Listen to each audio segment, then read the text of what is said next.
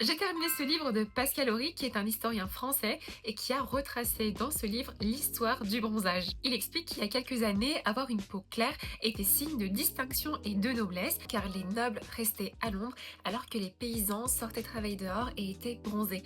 Donc le bronzage était à l'époque associé à la pauvreté. Il donne plusieurs exemples comme ceci dans le livre, mais parle aussi par exemple de la Vierge Marie, qui dans la tradition chrétienne était presque toujours représentée avec une couleur très pâle au niveau de la peau, des couleurs lumineuses, et cela était symbole de pureté, de virginité et aussi d'idéal spirituel. Et c'est à partir du XXe siècle que tout va changer petit à petit, sachant qu'on va commencer à avoir nos premiers congés payés. Et les personnes qui ont les moyens vont pouvoir partir à la mer, à la montagne, revenir bronzer.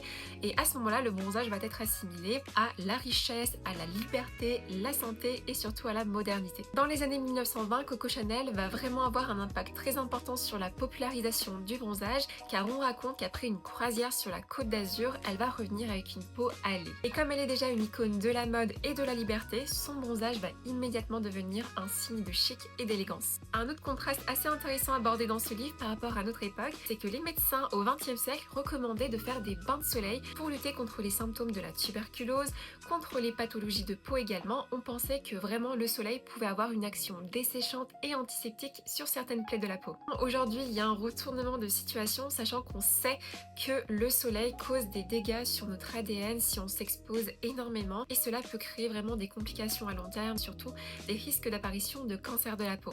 Pascal Horry a essayé d'expliquer à travers ce livre que le bronzage n'était pas juste un effet de mode, mais reflétait l'évolution de la société.